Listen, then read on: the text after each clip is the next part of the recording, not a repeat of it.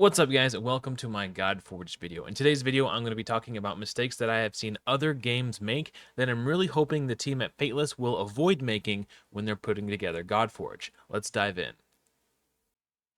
In my most humble opinion, one of the most frustrating things that Plarium has done in Raid Shadow Legends is create the meme Wait Shadow Legends. And if you're new to the game or you've never played Raid, what this implies is that there's always something going on where if you start engaging with the game, you will be punished to some degree through some venue. And what I mean by that is oftentimes what they'll do is they'll have a tournament start. Like let's say this is a brand new account, but so this is the new player tournament is the only tournament I have, but let's say it will say Dragon tournament starts in 8 hours. Okay, I'll just wait around for 8 hours so that when the Dragon tournament starts, I could finally play the game. So you wait patiently, you stockpile your energy, you're waiting to play this Dragon tournament, and the moment the Dragon tournament launches, you'll get a notification over here in events. You click on it, and it will say, Dungeon Divers starts in 24 hours. So what that means is that if you begin to engage with the Dragon tournament as soon as it goes live, you'll be punished because you didn't spend all that energy that you had pooled up on the Dungeon Divers. It's literally punishing you for playing the game. At that point, the most efficient way to play and engage with the game is to not play the game at all. And that is such a stupid system. And I've come up with a solution to this. Now, most people will probably say, well, easy solution. Just have the Dungeon Divers event start at the exact same time as the tournament. Problem solved. But I'll do you one better. What I would like to suggest is to have omnipresent events. And if they're omnipresent, they technically wouldn't be events. They would just be reward tracks. And what I would like to suggest for these reward tracks, this is not a very good example because it's like my new player one, but you have like 3 tiers, 3 rows that look just like this, only they require more points to achieve each tier of the track. Within each tier of the reward track, you have, let's just say 6, because that's what this has. We'll use this as an example. So tier 1, you have 6 rewards, and from each reward slot, there is a pool from which it can generate rewards. So an example of what I mean by this would be to show what they do in the clan shop. So in this slot, it's always silver. Slot 2 could be 3-star chickens or energy. Slot 4, for example, you can get a rare book, 2-star chicken brews. Slot 7, you have these ascension potions. Slot 8, you have these forge charms. Slot 9, so it's kind of like that. There's always a consistent pool of rewards that you can claim from these different slots in the reward track tiers. So like this would always either be energy or maybe some gems. This could be brews or silver or maybe some forge charms. This will always be a 3-star chicken, or maybe you get like an ancient shard instead here. Maybe a rare book or silver, or like a larger sum of energy. This one, again, it could be brews, a sum of gems, maybe entries into the normalized PvE or PvP modes, like whatever. Like you can, and as you get to higher thresholds of point requirements to unlock the reward scales up higher. And then at the very end of the reward track, it will always be something good, something like a 5-star chicken or a legendary book or a sacred shard, something that's like really, really high value. And if you have these omnipresent reward tracks, what this will do is A, it will make it so players aren't punished for playing your game, and B, it will reward your players. Obviously, it's a reward track, but not only does it reward your most active players for being extremely active in your game, but it doesn't punish your more casual players, because the reward track won't reset until you claim the last reward. Once you claim the last reward of the reward track, it refreshes and generates a new one. So your most active players will be the most rewarded players. It encourages players to be active in the game. If they're buying energy and re-upping on their resources and playing more, they will go through the reward track faster and earn more rewards. But to the players who are more casual and they're only playing a few hours every day or whatever, they will still, the reward because it's not a limited time event, there's no threat of that expiring and them missing out on the final reward of the reward track. It's an everybody wins situation. The casual players still get there eventually, and the hardcore players get more rewarded for playing in the game. And it doesn't punish people for engaging with the tournaments whenever they want.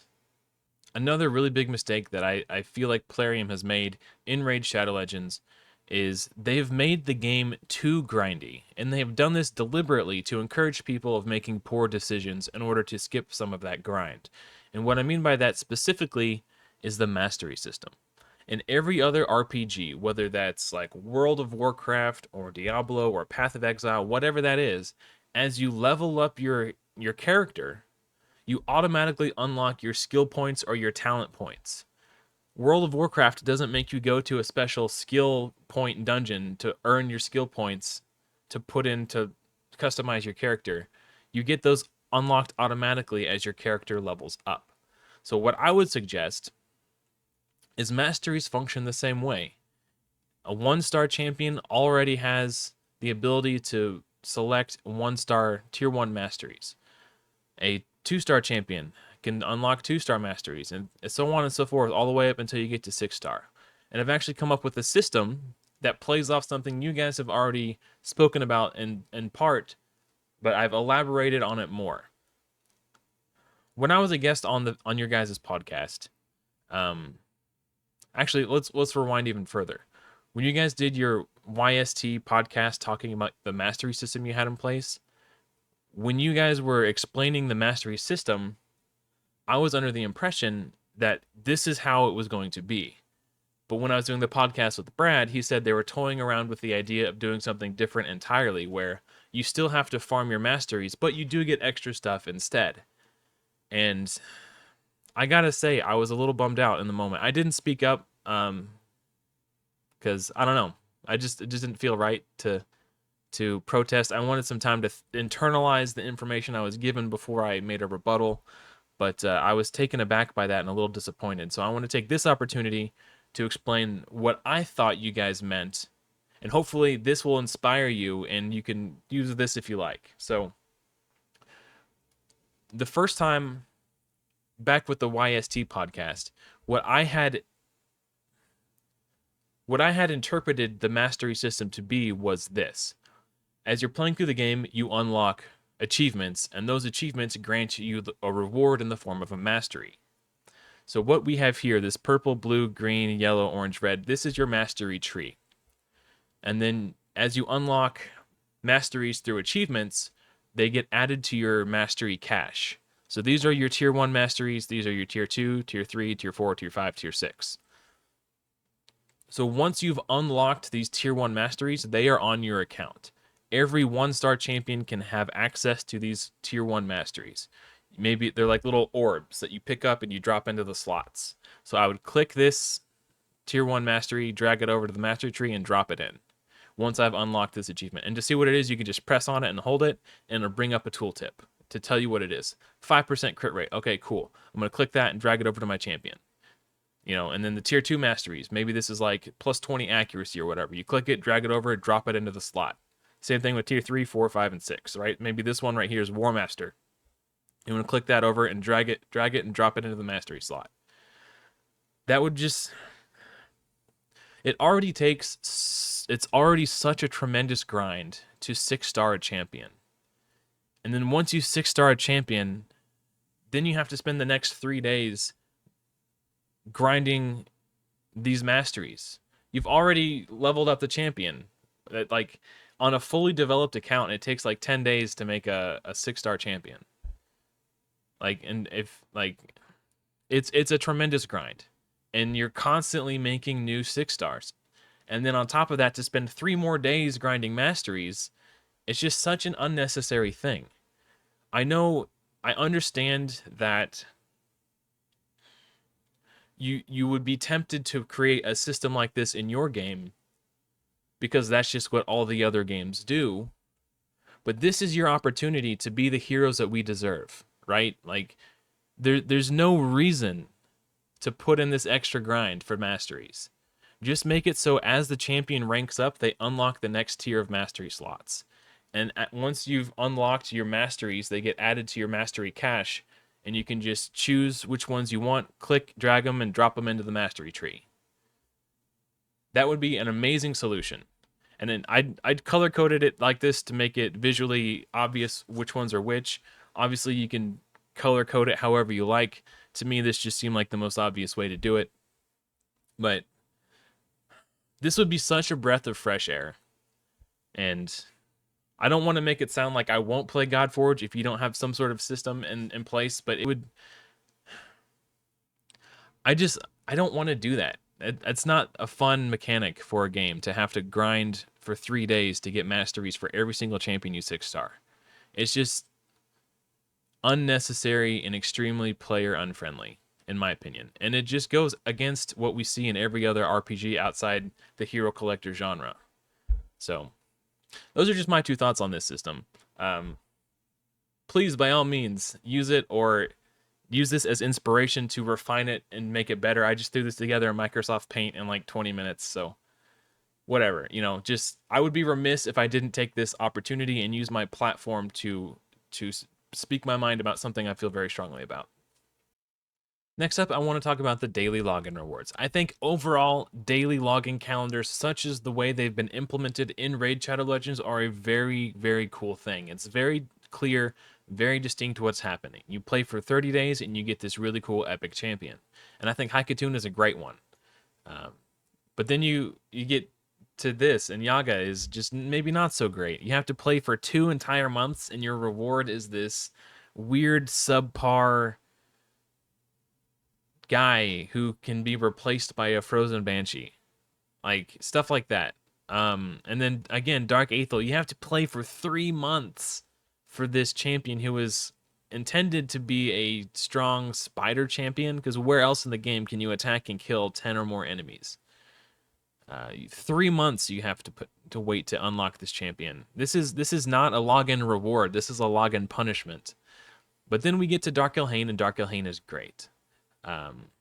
Like, she is worth the wait. If you haven't pulled a legendary AoE damage dealer by the time you're 4 months into the game, Dark Elhaine is massive. But then we have Lordly Legionary, which didn't seem entirely thought through. At the time when Lordly Legionary came out, Fire Knight 20 was the highest level of Fire Knight, and it's Force Affinity. So he's the wrong affinity. And yes, he has what is potentially a 4-hitter, but if you've already gotten the shield down, like, it only does the 4 hits if they're under heal reduction. But the only way to get heal reduction is to knock the shield down. If the shield's already down, you don't need the 4-hitter.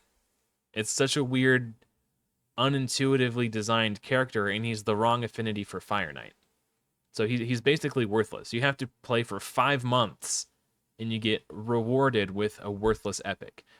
Sylve of the Drakes, no notes, 10 out of 10, would recommend. She's worth the wait. Like, when I got her on my free-to-play Rares Only Plus series, she was exactly what I needed to help push me further into Doom Tower hard. And then we have Taniks Hateflower. You have to play the game for 7 months to get this? 7 months? This is your reward for playing for 7 months? Again, this feels like a login punishment. Grush the Mangler is great, but by the time you're 8 months into the game, you've probably got your clan boss team sorted out. On my free-to-play Rares Only Plus series, I was doing Ultra Nightmare by, like, here.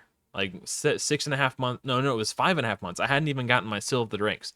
5.5 months into the game, I was already had my Ultra Nightmare team sorted out. Grush the Mangler should be like a champion that has this type of utility to help push players to get to Nightmare and potentially Ultra Nightmare. Should be coming in like at somewhere in the 5 month range. At the, like, if they don't have their clan boss team settled by 5 months, you should be giving them something to get them there, or like whatever. Like, what? Maybe I'm kind of doing this off the top of my head, so like, I don't know, but he is a great champion. It's just that when you get him doesn't really make sense. He would be much better suited like here or maybe even here. Like this type of champion.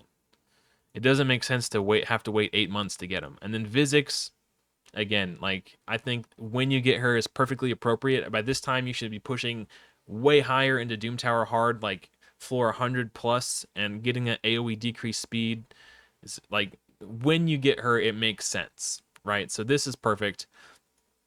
And then, I don't know. This if you're new to the game and you didn't know, there used to be a 5-star chicken right here, and there used to be a sacred shard right here. And they took those away from us and replaced them with hero fragments. So rather than getting a 5-star chicken every month and a sacred shard every month, you got 1/4 of a legendary a month. It was like, and again, Cleopteryx isn't a bad champion, but 300 days into the game, actually, it's more like almost a year. You get your 25% of her 300 days into the game.